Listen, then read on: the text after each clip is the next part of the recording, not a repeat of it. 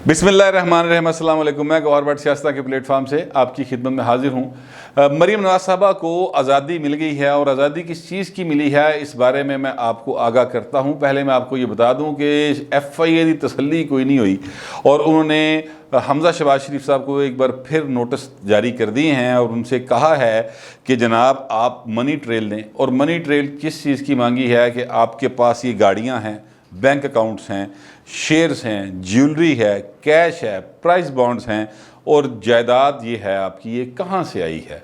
यानी ये नोटिस इस तरह से जारी किया गया है जैसे कोई हमज़ा शहबाज शरीफ साहब जो हैं वो कोई अननोन आदमी हों या उनकी कोई जो है ना मनियारी की दुकान कर रहा हो ये हमज़ा।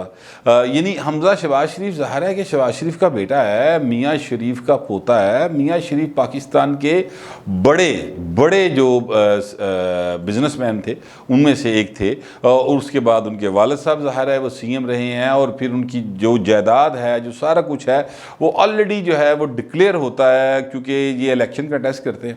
जब आप इलेक्शन कंटेस्ट करते हैं तो आपको अपनी तमाम जायदाद, अपने बीवी बच्चों की जायदाद भी आपको डिक्लेयर करना पड़ती है वरना आप नाअहल हो सकते हैं। अच्छा, अब जिस चीज़ की तफसीलात मांगी गई हैं हमज़ा शहबाज शरीफ साहब से, ये इसी किस्म का एक केस था जिसको नैब की ज़ुबान में एसेट बियॉन्ड मीन्स का केस कहा जाता है और उसमें भी यही सारा कुछ मांगा गया था। हमज़ा शहबाज शरीफ साहब उसमें गिरफ़्तार भी रहे, तकरीबन 20 माह वो गिरफ़्तार रहे। गिरफ़्तारी जो है उन्होंने ज़ाहिर है कि बड़े एक दलेराना अंदाज में गुजारी। यानी वो दलेराना मैं इसलिए कहता हूँ कि वो जब कभी मिलते थे वो शिकवा शिकायत नहीं करते थे, कभी नहीं कहते थे कि बत्ती नहीं बल दी, कभी नहीं कहते थे कि बाथरूम साफ़ नहीं होता, कभी नहीं कहते थे कि जनाब मैंने मंजी बिस्तरा नहीं मिला। कभी उन्होंने इस किस्म के शिकवे नहीं किए, जबकि कभी उनसे बात हुई भी, पूछा भी कि मियाँ साहब अंदर दे की लात ने, तो आगे से कहते थे अल्लाह का शुक्र है भट्ट साहब, कोई मसला नहीं। तो लिहाजा हमज़ा साहब जो हैं उनका एक अपना एक तरीक़ेकार है। हर इंसान की एक शख्सियत होती है, उसकी एक अपना ज़िंदगी गुजारने का तरीका होता है और हमज़ा साहब का ये तरीका रहा है कि वो चीका नहीं मार दे बोतियाँ। बहरहाल हमज़ा साहब को 2 बार, एक बार तलब किया जा चुका है, पहले उन केसेस में वो अपनी ज़मानत करवा चुके हैं। शायद 11 जुलाई तक उनकी ज़मानत है, उनकी और उनके वाले साहब दोनों की। हमज़ा साहब 2 शुगर मिल्स में शेयर होल्डर हैं, ये बात ठीक है। वो ज़ाहिर है मिलें कहाँ से आई वो पता करने की ज़्यादातर आम आदमी को तो ज़रूरत नहीं है, लेकिन FIA की तसल्ली चूँकि नहीं हो रही तो वो हमज़ा साहब उनको बता देंगे कि किस कहाँ से आई। जहाँ तक शेयर्स, ज्वेलरी और इन सारी चीज़ों की बात है तो ये भी ज़ाहिर है कि अगर किसी से मांगा गया और उनके पास ये चीज़ें मौजूद हैं तो फिर हमज़ा साहब को देनी चाहिए। बसूरत दीगर वो कहते हैं कि अगर आपने हमें मनी ट्रेल ना दी तो हम आपकी जायदाद जब्त कर लेंगे। ये FIA का एक नोटिस है जो उनको जारी किया गया और हमज़ा शहबाज ज़ाहिर है अपने वकला से बात करेंगे, इस बारे में बात करेंगे। लेकिन ये सिर्फ हमज़ा नहीं है, अब मेरे ज़राए ने यह बताया है कि अली तरीन को भी नोटिस जारी करने की तैयारियां की जा रही हैं। जहांगीर तरीन साहब के साहबजादे हैं अली तरीन साहब, लेकिन अभी उस बारे में चूँकि मेरे पास कोई नोटिस नहीं आया बेसिकली कि नोटिस जारी हो गया। हमज़ा साहब का तो नोटिस आ गया, वो आप स्क्रीन पर देख भी सकते हैं कि उनको नोटिस जो मिला है, लेकिन अली तरीन का कोई ऐसा नोटिस अभी आया नहीं है। अगरचे कुछ 1-2 लोगों ने, 1-2 टीवीज़ ने ये चलाया ज़राए से ख़बर कि जनाब उनको जारी कर दिया गया, लेकिन मैंने FIA को चेक किया तो मुझे वहाँ से यही पता चला कि उनको फ़िलहाल कोई नोटिस जारी नहीं किया गया। अलबत्ता उनको और उनके वालिद साहब को नोटिस जारी करने के हवाले से, बुलाने के हवाले से अभी हुकाम बाला की तरफ से, अब हुकाम बाला आप समझते हैं कौन है, उनकी तरफ से कोई अभी आशीर्वाद नहीं मिला, उनकी तरफ से इजाज़त नहीं दी गई कि जनाब आप इनको नोटिस जारी करें और उनको बुला लें।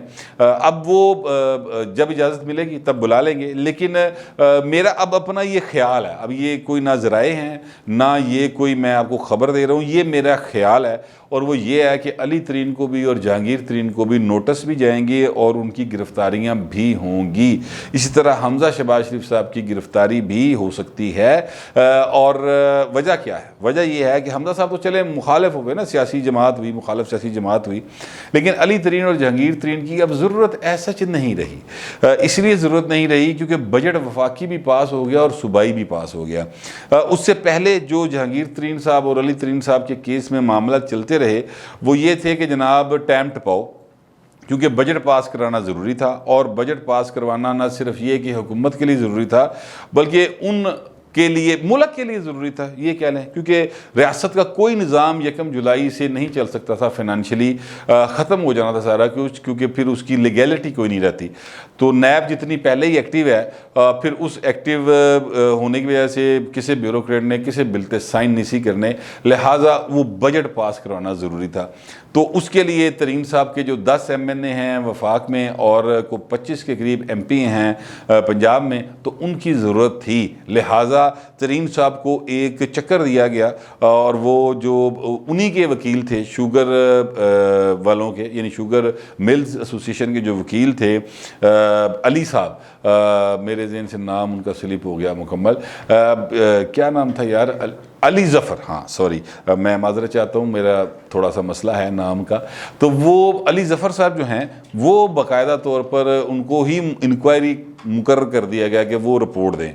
तो जाहिर है कि वो जो रिपोर्ट देंगे वो अपने क्लाइंट के ख़िलाफ़ तो रिपोर्ट नहीं ना देंगे, तो वो रिपोर्ट चलेगी। लेकिन अली ज़फ़र साहब की जितनी भी इंक्वायरी थी या है, उसका कानूनी मामलात से कोई ताल्लुक़ नहीं है।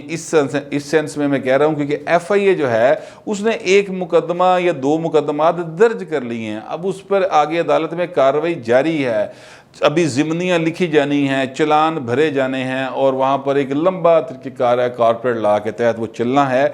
उसमें अली ज़फ़र साहब लिख के दे देंगे जनाब बिल्कुल क्लियर हैं, क्लीन चिट है, कोई मसला नहीं, लेकिन उसका लीगली कोई वैल्यू नहीं है। वो एक आर्गूमेंट के तौर पे पॉलिटिकली तो ज़रूर इस्तेमाल हो सकता है, जिसको इस्तेमाल किया राजा रियाज साहब ने भी किया और दूसरे जो तरीन साहब के दोस्त थे उन्होंने भी इस बात को इस्तेमाल किया, लेकिन इसके बावजूद उसका कोई लीगल वैल्यू नहीं है। बहरहाल अब वो चूँकि बजट पास हो गया, अब जहांगीर तरीन और अली तरीन समेत जितने भी ऐसे लोग जो कि खान साहब को एक आंख नहीं भाते, उनके ऊपर बुरा वक्त शुरू होने वाला है। और ये अब मेरा ख्याल है सारे का सारा, और क्योंकि अब उनकी ऐसा ज़रूरत नहीं है। अब ज़रूरत पड़नी है जब कभी मतलब है कि अगले साल अगर हुकूमत कायम रही, जिसके आसार ऐसे ही लगते हैं कि कायम रहेगी, तो वो जब हुकूमत कायम रहेगी तो फिर बजट पास कराना होगा, तो उसको ज़रूरत पड़ेगी।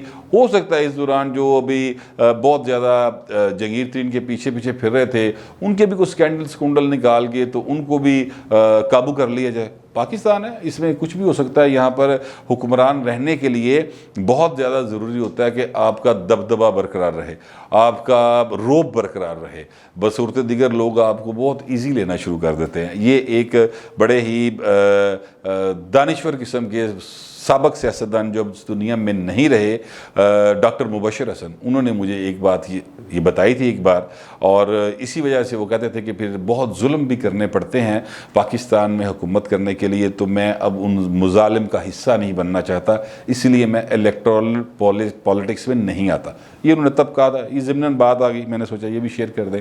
अच्छा, अब ये मामला तो अपनी जगह पे है कि FIA का नोटिस है, हमज़ा साहब को भी, अली तरीन साहब को भी इम्कान है कि नोटिस मिल जाएगा, उसकी भी तैयारी जारी है, और जहांगीर तरीन साहब को भी नोटिस मिल सकता है, उसकी भी तैयारी जारी है। अगर जो ज़मानतें हैं और उस ज़मानतों में आगे चीज़ें चलनी हैं, लेकिन अली तरीन और जहांगीर तरीन साहब के लिए तो ज़मानत तभी हुई है जब FIA ने कहा कि हमें अभी इनकी गिरफ्तारी की ज़रूरत नहीं है, इसलिए ज़मानत हुई है। लेकिन FIA ने यह तो कहीं नहीं कहा था कि जनाब हमें रिकॉर्ड नहीं चाहिए, उन्होंने ये तो कहीं नहीं कहा था कि हम इंक्वायरी बंद कर देंगे। तो लिहाजा वो एक क्या कहते हैं हमारे लाहौरी ज़बान में मीसड़ी गिरी दे नाल FIA ने काम पाया और फिलहाल डंग टपाया।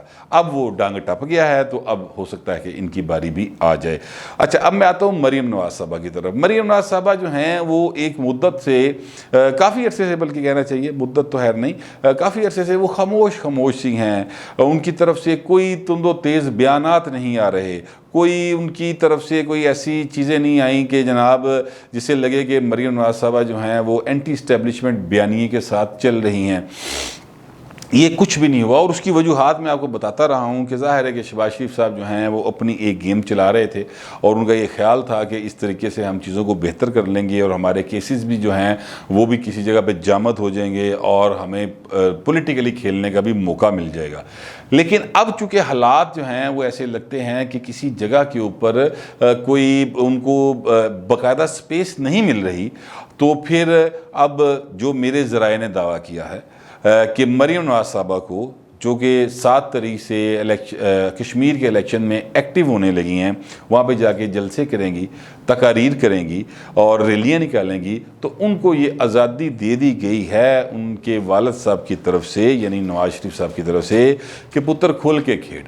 अब आप खुल के बात करें कश्मीर के इशू के ऊपर। आपको याद होगा कि इस हुकूमत को ये बाकी इल्ज़ामात हो सकते हैं, बाकी सियासी पॉइंट स्कोरिंग हो सकती है कि हुकूमत की फ़लाँ नाकामी है, फ़लाँ नाकामी है, फ़लाँ नाकामी है, और उसके बाद हुकूमत के पास कई जवाब भी होंगे कि जनाब हमने तो बड़ी कोशिश की, हमने तो महंगाई कंट्रोल करने की कोशिश की, हमने तो बिजली अभी उन्होंने इतने महंगे प्लांट लगा दिए तो हम क्या करें, इनके मुआहदे महंगे थे तो तेल की कीमतें बढ़ गई। इस तरह के वो कई अपने लेम एक्सक्यूजेज जो हैं वो पेश कर सकती है। लेकिन एक चीज़ पर जिस पर हुकूमत बिल्कुल कोई उसके पास कोई जवाब नहीं है, वो ये है कि कश्मीर जो है वो मोदी साहब हड़प कर गए इमरान खान के दौर में। और ये कब हड़प कर गए? ये तब हड़प कर गए जब इमरान खान साहब जो हैं वो जो अमेरिका के सदर थे ट्रंप, उनसे मुलाकात करके वापस आए। तो यहाँ पर ऐसे समा बांधा गया जैसे इमरान खान एक दफ़ा फिर वर्ल्ड कप जीत के आ गए और वहाँ पर ये लुटियाँ पा रहे सन तरीके इंसाफ वाले। वाह जी वाह, वाह जी वाह। खुद इमरान खान साहब बहुत खुश थे कि जनाब अब ट्रंप ने कह दिया मैं मसला हल करा दूंगा, ट्रंप ने कह दिया मैं आपका केस लड़ूंगा, मैं खुद जनाब मोदी से बात करूंगा।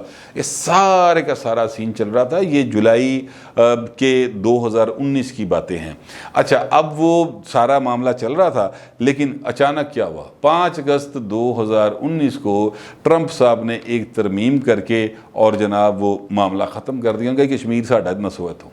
उन्होंने उसको यूनियन टेरिटरी डिक्लेयर कर दिया और वहाँ पर ये भी कानून में डाल दिया आइन में कि कोई भी इंडियन जो है वो जाकर कश्मीर में रहाइश इख्तियार कर सकता है, बस सकता है, कारोबार कर सकता है।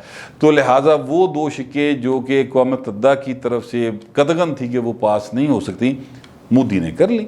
अब इसका इमरान खान की तरफ से या उस हुकूमत की तरफ से कोई प्रॉपर जवाब नहीं आया, सिवाय आएँ बाएँ छाएँ। इमरान खान ने कहा मैं क्या करूं जनाब, अब मैं हूँ जनाब उत्ते की मतलब लड़ पवा, मैं क्या करूं, मैं जंग करूं, इस तरह की बातें की। यानी ये कोई बात सॉलिड नहीं है तहरीक इंसाफ के पास।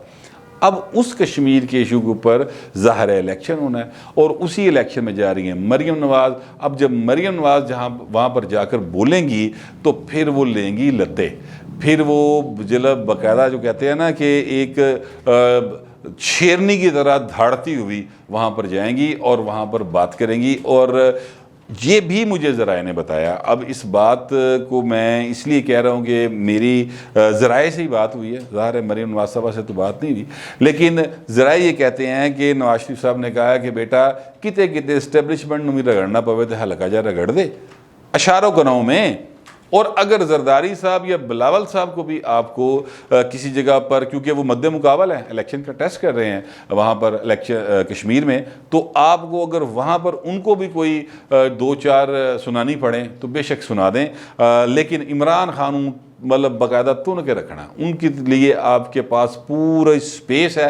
अगर उसमें कहीं इस्टेब्लिशमेंट आप आ जाए तो नाम नहीं लेना, अलबत्ता अशारों कनाओं में बात आप वहाँ पर भी कर सकते हैं। तो मरीम नवाज़ साहबा अब जिस पिछले कोई 1-1.5 माह से खामोश थी और वहाँ पर ज़ाहिर है कि उनके लिए काफ़ी मुश्किल हो जाती है, बंदे ने आदत पाई ना बोलने दी, तो वो फिर जब उनको बोलने से रुक दे जाए तो फिर बंदा बड़ा घुटिया घुटिया महसूस करता है। तो इसलिए मैंने कहा अब उनको आज़ादी मिल गई है और अब जब वो बोलेंगी तो फिर पूरा बोलेंगी।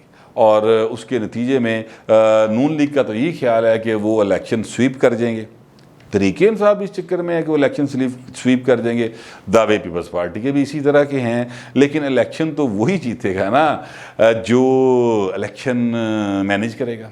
अब मैनेज को आप इन्वर्टेड कॉमर्स में ले लें और वो इस वक्त मैनेज करने की पोजीशन में तरीके इंसाफ ही है, बाकी कोई जमात ऐसा मैनेज करने की पोजीशन में नहीं है। रिज़ल्ट जो होगा वो आने वाला वक्त बताएगा। लेकिन जो FIA के नोटिस हैं और ये जो मरीम नवाज़ साहबा का लिंक मैंने आपको बताया आगे जाके बोलेंगी, इनका आपस में एक बड़ा ही बारीक सा ताल्लुक़ ज़रूर है।